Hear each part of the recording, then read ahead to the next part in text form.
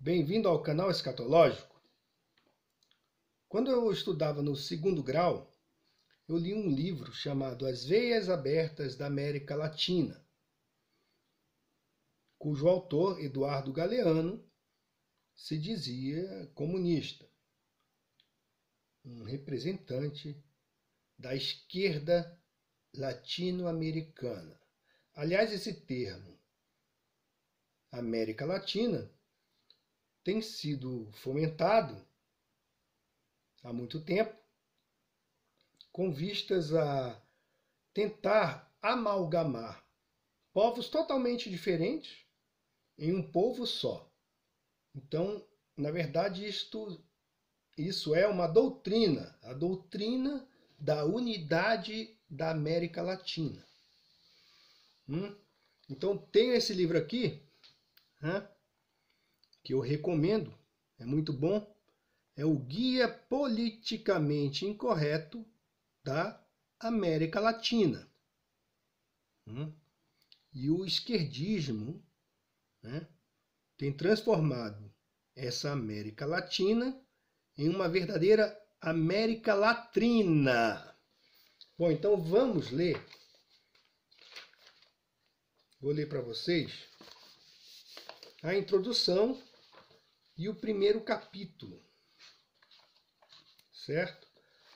E aqui ele vai tratar de figurinhas carimbadas, você pode ver aqui, na capa, temos aí diversas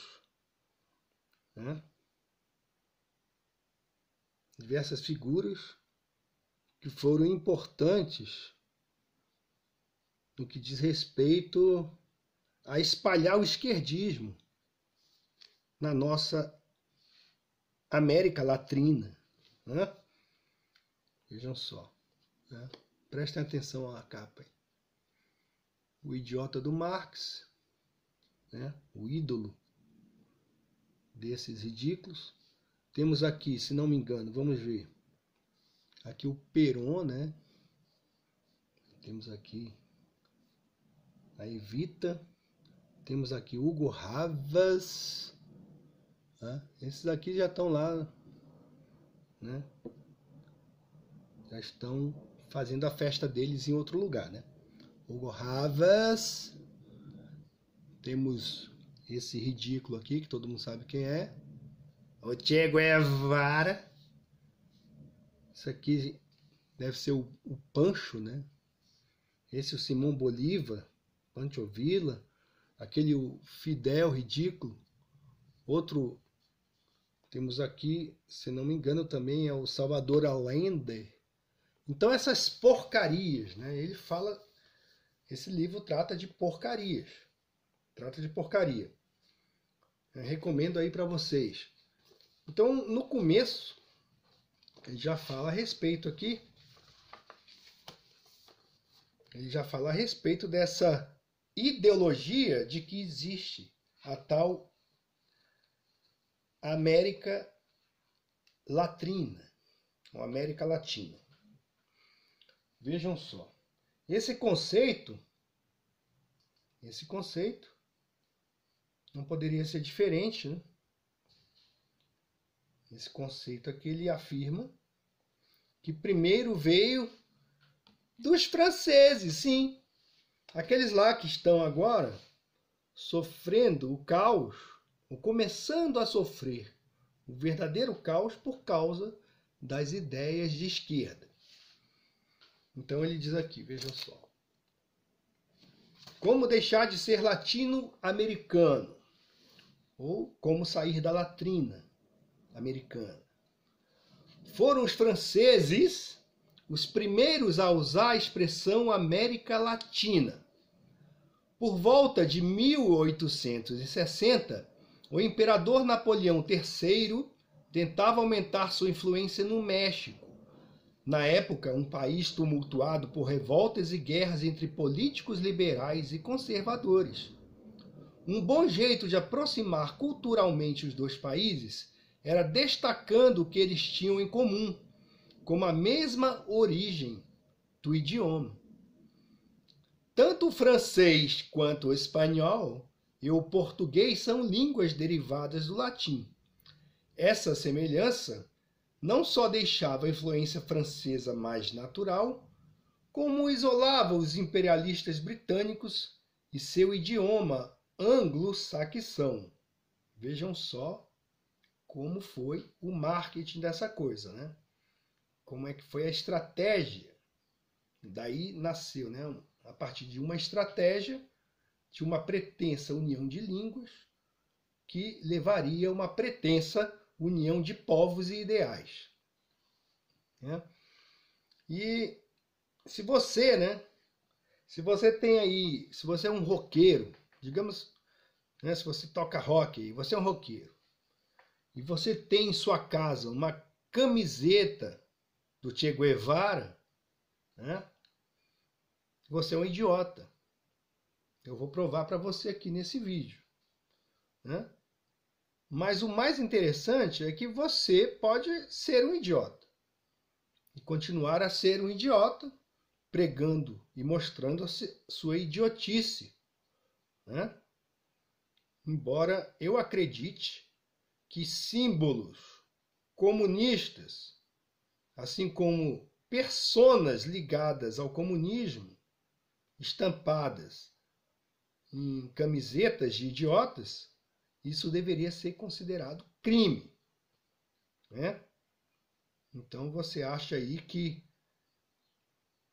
é um rebelde, rebelde sem causa, porque tem aí uma camiseta, né? Você tem uma banda de rock e tem uma camiseta que você veste mostrando a cara desse safado aí salafrário. Né? Bom, mas voltemos aqui ao texto. A América Latina se tornou assim uma ideia tão vazia quanto abrangente. Reúne sujeitos e povos dos mais diversos. O que há em comum entre ribeirinhos amazônicos, vaqueiros gaúchos, executivos da cidade do México, índios das ilhas flutuantes do lago Titicaca e haitianos praticantes de voodoo? Eles falam línguas derivadas do latim, mas e daí? Colocar todos em um mesmo saco não seria o mesmo que igualar sujeitos tão diferentes quanto um cheque radical egípcio, um fazendeiro branco da África do Sul e um pigmeu do Congo? São todos africanos, é certo, mas pouca gente fala em uma única identidade para a África. Né? Porque aí lá a estratégia deve ser outra. Eu não conheço a África. Né? Talvez a principal semelhança entre os latino-americanos não seja algo que venha de nossos longínquos antepassados como a língua, e sim em um traço recente, forjado lentamente ao longo dos séculos, ou ao longo de séculos. Bolivianos, mexicanos, brasileiros e todos os demais, quando vislumbram o próprio passado, contam exatamente a mesma história. Isso decorre do quê? De uma lavagem cerebral sistemática e insistente. É como se, ele diz, ingredientes de sabores, cores e tamanhos diferentes entrassem todos numa grande batedeira para criar uma massa homogênea. E é como se essa massa fosse recortada por um mesmo molde de biscoito, dando origem a seres graciosos com o mesmo formato e o mesmo discurso. Você tem algum amigo esquerdista? Meu amigo, o discurso dele vai ser o mesmo daquele teu inimigo de esquerda. Né? Então, é aquele negócio, farinha do mesmo saco. Então, suas narrativas são tão parecidas, né, tão parecidas são suas narrativas e tão importante é a história para a identidade de um povo, que é possível tirar dessa massa algumas regras para ser um típico habitante da nossa região.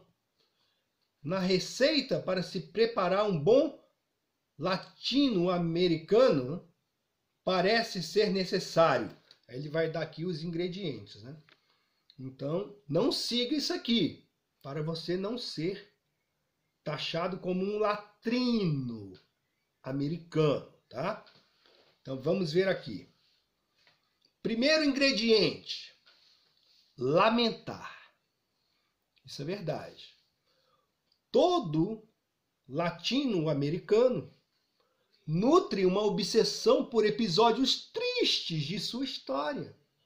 É por isso que eles são depressivos, né? São pessoas ridículas. Aí ele diz, o massacre dos índios, os horrores da escravidão, a violência das ditaduras, além dessas histórias de opressão, nada de bom aconteceu. 2. Encarar a cultura local como uma forma de resistência. Isso, meu amigo, até na hora do Brasil a gente vê. Quando entrou esse governo ridículo aí, desse cara que está preso, né? Ele já foi mudando lá o negócio da hora do Brasil. Aí ficou...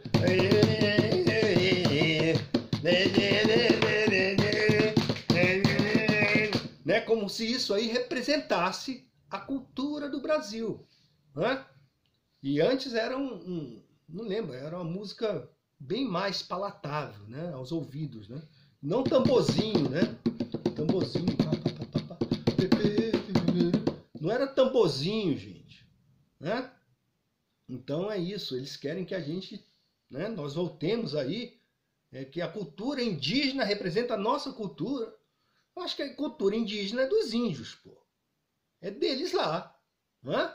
Eles que preservem a cultura deles. Agora não vou pegar a cultura indígena e trazer para mim, pô, vou sair aí de tanga, então. Então esse pessoal é totalmente, né, abestalhado. Né? Vamos ver aqui, então. Voltemos ao segundo ingrediente. Né? É difícil não falar mais alguma coisa. Né? Então, encarar a cultura local como uma forma de resistência. Fica proibido ligar na tomada instrumentos musicais típicos e populares. Então, o rock lá, eu não posso pegar aqui digamos, um instrumento popular, um berimbau, né? Fazer um berimbau elétrico. Por que não? Você está contaminando a cultura local. Você está, né, sendo absorvido pela cultura imperialista do rock and roll. Né? É isso que eles falam. Né? É totalmente animalesco, sabe?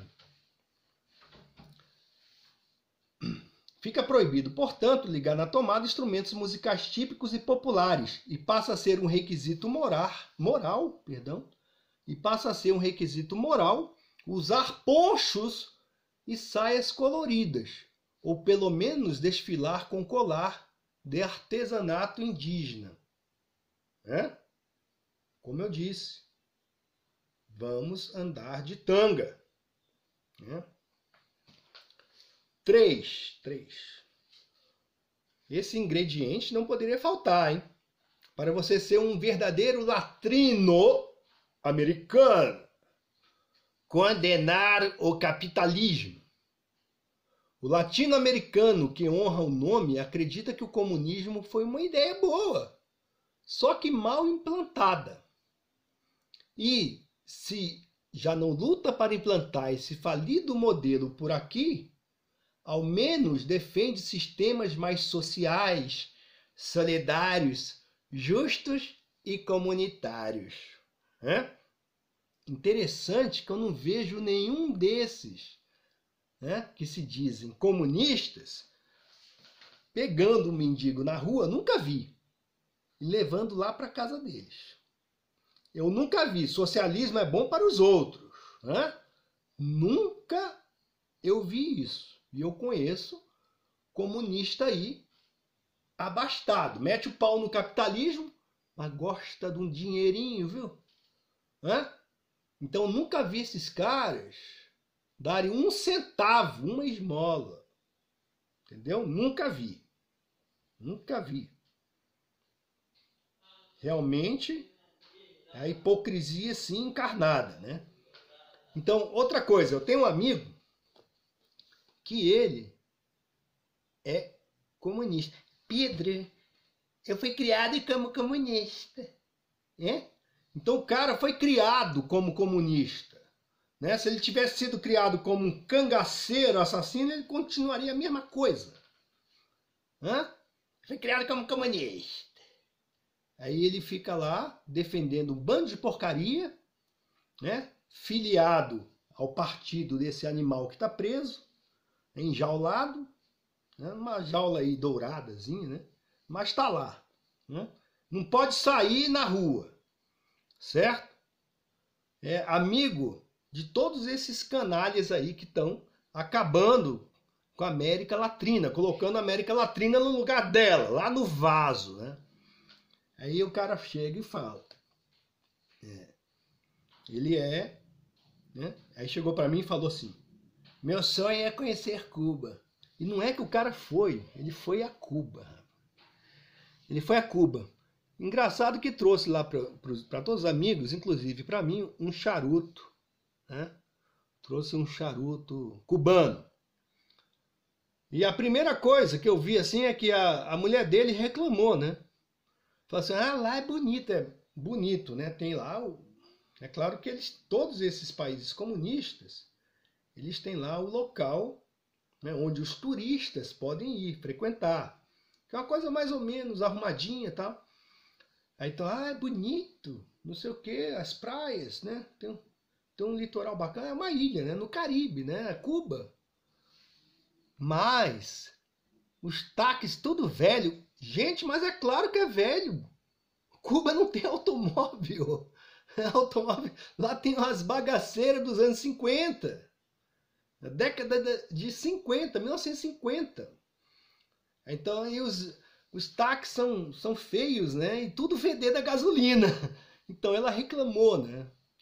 Foi lá com o cara e reclamou. E a última viagem que eles fizeram, adivinha para onde foi? Hã? Coreia do Norte?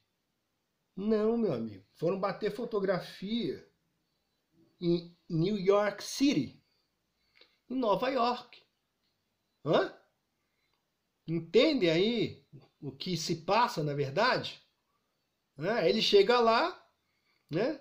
Vê o trambolho, o lixo que é Cuba, né? Não trouxe nenhum iPhone, poxa. Devia ter trazido um iPhone.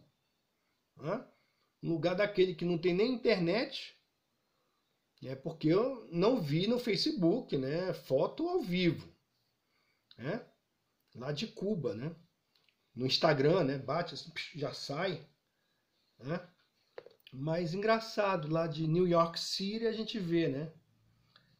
Então é isso aí. Condenar o capitalismo, mas gostar muito de dinheiro. Né?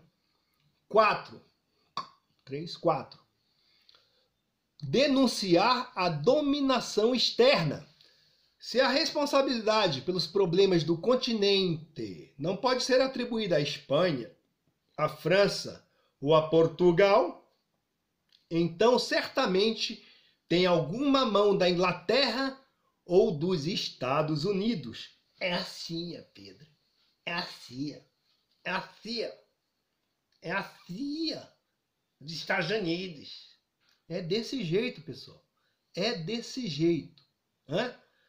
Então seria bom, poxa, cara, não vai fazer turismo nos Estados Unidos, não. Vai para lá, leva um AK-47 e sai explodindo tudo. Né? Granada, invade a Casa Branca, vai lá para Washington e mata lá o presidente, né? Vai fazer esse tipo de coisa, pô. Porque você afirma que os Estados Unidos né? São os causadores de toda a desgraça, mas vai lá, né, ser um hipócritazinho, né? Porque comunismo é bom para os outros, né? Você não, você tem que ficar fazendo turismo, gostar muito de dinheiro, né? Colocar a culpa de toda a desgraça nos americanos e ir lá passear, né? Vai lá passear, né? Então você deveria ser um revolucionário, assim como os seus heróis de barro, né? Ou heróis de merda, esses que aparecem aqui, né? Esses heróis de merda aqui, ó. Deveria ser um revolucionário, sair matando todo mundo, né? Devia fazer isso. Ser coerente com as porcarias que você crê, que vocês, comunistas, creem e acreditam. Ou, aí ele fala, né? Ou, como prega o livro As Veias Abertas da América Latina, clássico desse pensamento simplista, a cada país dá-se uma função, sempre em benefício do desenvolvimento da metrópole estrangeira do momento. Fecha aspas. Bom, mas sobre esse livro, As Veias Abertas da América Latina, Eduardo Galeano, o autor, ele desprezou esse livro. Você pode fazer a pesquisa na internet aí. Está aqui. Galeano. Eu não leria de novo As Veias Abertas da América Latina. Aí ele explica, né? Ele fala, quando ele escreveu esse livro, ele era um sujeito imaturo.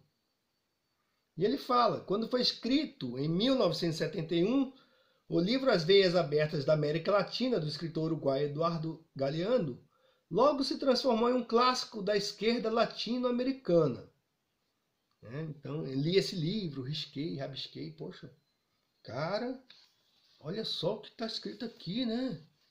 Gente, aquilo impressiona a pessoa jovem, matura, né? Caramba, mas a gente tá lascado mesmo, né? Não sei o quê. Fomos explorados, lascados, né? Aí ele fala aqui, ó. Mais de 40 anos depois, Galeano revelou que não leria novamente seu livro de maior sucesso. Ele fala, eu não seria capaz de ler de novo. Cairia desmaiado. Aí ele fala também, para mim essa prosa da esquerda tradicional é chatíssimo. É chatíssima. Meu físico não aguentaria. Seria internado no pronto-socorro. É engraçado, né? Porque o cara amadureceu, pô. O cara amadureceu. Ele disse, vou repetir, para mim essa prosa da esquerda tradicional é chatíssima. Meu físico não aguentaria. Seria internado no pronto-socorro. Aí ele fala. Ele fala assim. As Veias Abertas tentou ser um livro de economia política. Ele tinha 31 anos quando ele escreveu o livro. Só que eu não tinha a formação necessária. Não estou arrependido de tê-lo escrito, mas foi uma etapa que para mim está superada. Superada. Ok? Então é isso. Mas vamos ler aqui. O quinto ingrediente para ser um latrino americano. Cultuar heróis perversos. Quanto mais bobagens eles falarem e quanto mais sabotarem seu próprio país, mais estátuas equestres e estampas em camisetas serão feitas em sua homenagem. Tá certo? Tudo neste livro é contra essas regras tão batidas para se contar a história da América Latina. não nos sentimos representados por guerrilheiros ou por indignados líderes andinos e suas roupas coloridas. Não há aqui destaque para veias abertas do continente, mas para feridas devidamente tratadas e curadas com a ajuda de grandes potências. Conhecemos bem as tragédias que nossos antepassados índios e negros sofreram, mas honestamente estamos cansados de falar sobre elas. E acreditamos que todos os povos passaram por desgraças semelhantes, inclusive aqueles que muitos de nós adoramos acusar. Então, quando eu morava ali no apartamento, né, morei aqui no centro de Brasília, lá na Asa Sul, eu tinha uma vizinha que ela era belga, uma senhora, nem sei se está viva ainda, talvez já tenha falecido, faz tempo isso. Então, ela economizava, não deixava um grão de arroz se perder, muito organizada, econômica, né? Poupava tudo. Por quê? Aí eu perguntei, por que a senhora é assim tão, né? Tudo certinho, assim, essas coisas. E ela falou, olha, é porque eu sobrevivi à Segunda Guerra Mundial. Né?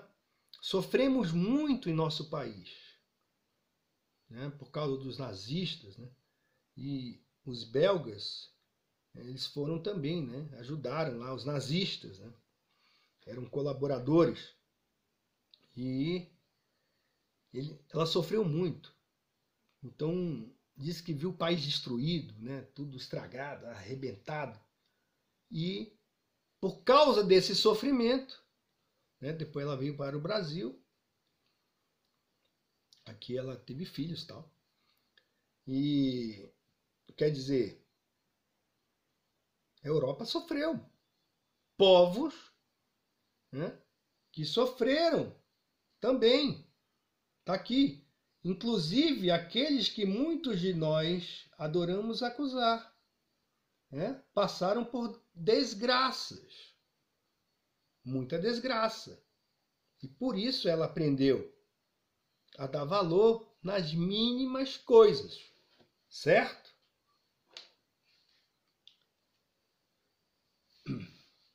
Por isso, quando vítimas da história aparecerem nesta obra, ele fala, é para revelarmos que elas também mataram e escravizaram, e como elas se beneficiaram com ideias e costumes vindos de fora.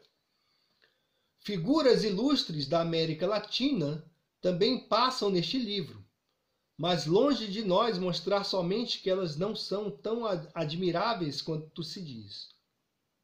Na história de quase todo o país, é comum abrilhantar as palavras de figuras públicas e até inventar virtudes de seu caráter. E não passa de chatice ficar insistindo numa realidade menos interessante. Acontece que na América Latina se vai além. Escolhem-se como heróis justamente os homens que mais atrapalharam a política, mais arruinaram a economia, mais perseguiram os cidadãos. Não importam as tragédias que Salvador Allende, Che Guevara e Juan Perón tenham tornado possíveis. Importantes são o carisma, o rosto fotogênico, a morte trágica, os discursos inflamados contra estrangeiros. Por isso não há como escapar. É ele, o falso herói latino-americano, o principal alvo deste livro.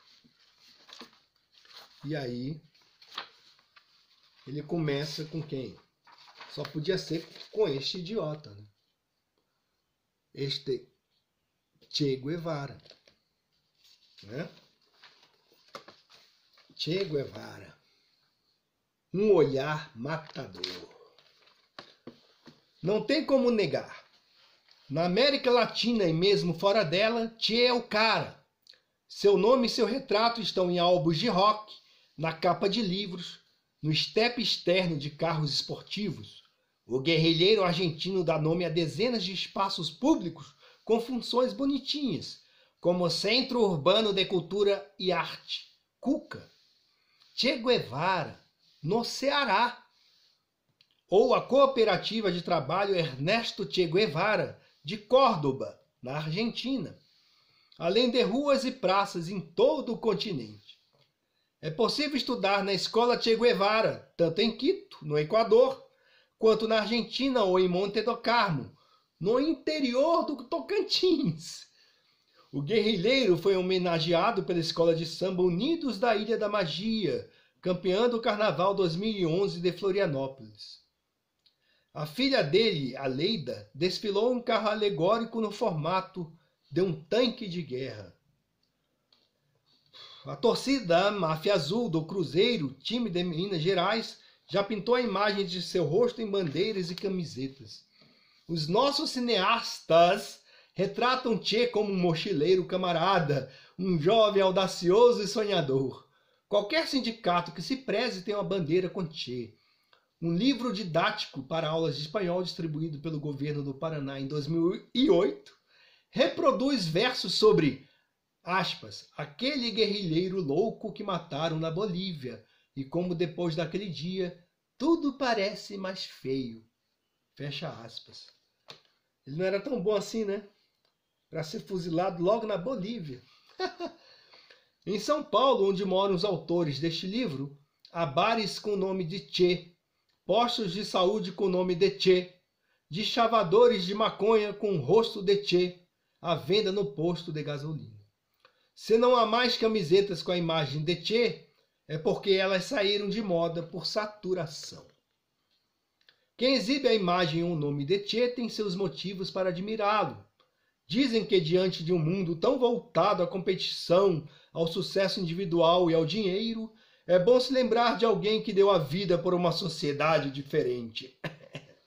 Se não se pode mudar o sistema por completo, pelo menos se pode fazer um pequeno ato de protesto, estampando o rosto de um jovem aventureiro, que, argumenta alguns, renunciou ao próprio bem-estar em prol de uma ideia, libertou-se da vida convencional para defender os oprimidos e apostar no sonho de um mundo melhor. Che é para essas pessoas um símbolo de tudo o que dizem defender. A paz entre os povos, a tolerância, a defesa dos direitos dos mais fracos e dos trabalhadores e o fim da exploração econômica. Mas Che Guevara lutou contra as bandeiras que os seus fãs mais defendem. Interessante isso, né? Como se verá a seguir, há 4 grandes contradições entre sua vida e a admiração que ela inspira.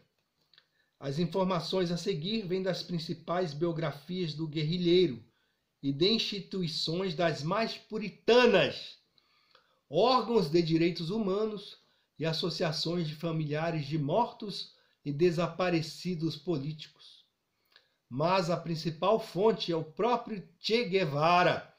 Suas palavras presentes em livros, manifestos, diários e no depoimento de seus colegas deixam claro que, nos dias de hoje, quem nutre sentimentos politicamente corretos em favor da paz, dos direitos humanos e do bem-estar dos mais pobres, precisa manter o guarda-roupa o mais longe possível do rosto de Che Guevara.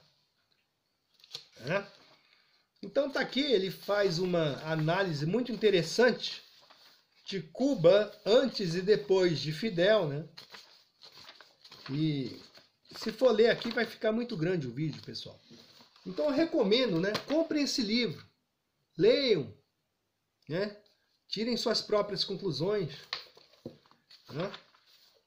E saibam aí quem realmente foi esse Che Guevara, né? Então eu vou ler aqui só o último parágrafo aqui desse capítulo, né?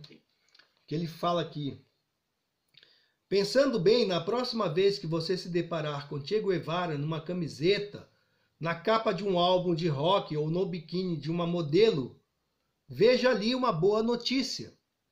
A imagem é uma prova de que você vive em um sistema mais livre que o defendido por Che, no bom velho e tão criticado capitalismo democrático. As pessoas estão livres para fazer da vida o que acharem melhor, inclusive errar.